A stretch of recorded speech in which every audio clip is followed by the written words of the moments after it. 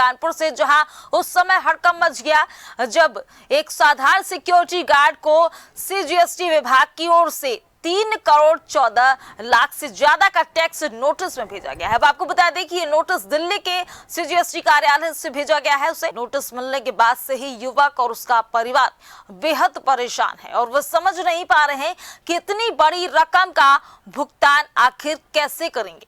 अब आपको बता दें कि नौबस्ता के आवास विकास हंसपुरम में किराए के मकान में रहने वाले ओमजी शुक्ला काकादेव कोचिंग मंडी में सिक्योरिटी गार्ड की नौकरी करते हैं। पीड़ित के मुताबिक करीब 2 हफ्ते पहले उनके नाम एक पेज का टैक्स नोटिस आया था, जो शुरुआत में फर्जी मानकर नजरअंदाज कर दिया गया था, लेकिन 21 अगस्त को उन्हें 32 पन्नों का लंबा चौड़ा नोटिस मिला, जिसकी जानकारी भारतीय उद्योग व्यापार मंडल के प्रदेश अध्यक्ष ज्ञानेश मिश्रा को देते हुए दस्तावेजों की जांच कराई गई। वहीं आयुक्त रोशन लाल ने बताया कि ओम जी को नोटिस का विधिवत जवाब देना चाहिए। उन्होंने कहा कि जिस कार्यालय से नोटिस भेजा गया है उसी को दस्तावेजों सहित जवाब देना भी जरूरी है। फिलहाल ये सवाल उठता है कि कैसे एक मामूली गार्ड के नाम पर करोड़ों का फर्जी कारोबार पंजीकृत हो गया है। वहीं मामले के तह तक पहुंचने और दोषियों की पहचान करने के लिए जांच कब तक पूरी होगी, ये देखने वाली बात होगी।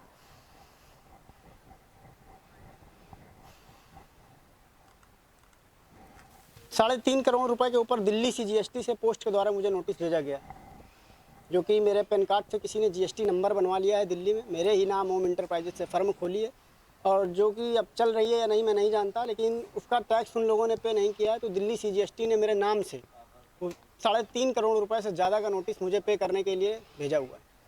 क्या लगता है कि कौन लोग हैं, कैसे आपको नोटिस मिल गया? अब उन्होंने पोस्ट के द्वारा नोटिस भेजा, तभी भी मुझे इसकी जानकारी हुई कि मेरे नाम से मेरे पैन कार्ड का मिसयूज करके कोई कंपनी चल रही है जिस पर 17 करोड़ रुपए का कपड़े का व्यापार किया गया है। उसका टैक्स उन लोगों ने नहीं भरा है। उस टैक्स को भरने के लिए गवर्नमेंट ने मुझे नोटिस दिया। क्या करते हैं?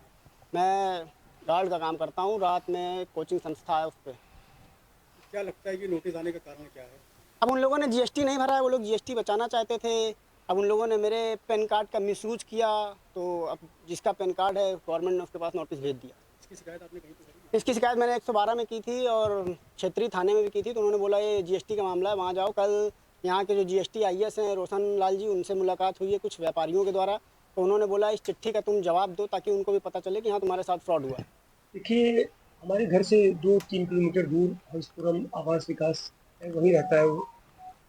ओम जी शुक्ला उसका नाम है। उसके नाम से ओम इंटरप्राइजेज एक फर्म, किसी ने उसका आधार कार्ड कहीं से ले लिया, आधार कार्ड के बिहाफ पर पैन कार्ड भी बन जाता, वो बना करके उसके नाम फर्म बना ली। और फर्म बनाने के बाद 17 करोड़ से ज़्यादा उस पर टर्नओवर किया गया है। दिल्ली की सेंट्रल जीएसटी की टीम ने उस मामले को पकड़ा, क्योंकि फर्जी फर्म थी। निश्चित रूप से वो लड़का कभी दिल्ली गया ही नहीं है। एक गरीब परिवार का लड़का है, 10,000 रुपये की नौकरी कर रहा है, तो घर किसी तरह चला रहा है, रात की ड्यूटी करता है। वो कभी दिल्ली गया ही नहीं। वो कहाँ से फर्म बन गई, कैसे बन गई, आप समझ सकते हैं। फ्रॉड है वो। और कहीं से आधार कार्ड लेकर के उसका फर्म बना ली गई। 3 करोड़ जब उसके पास करीब 15 दिन पहले एक सम्मन आया, सम्मन उसने लोगों को दिखाया, तो तुम्हारे नाम सम्मन क्यों, कि फर्जी आ गया लगा।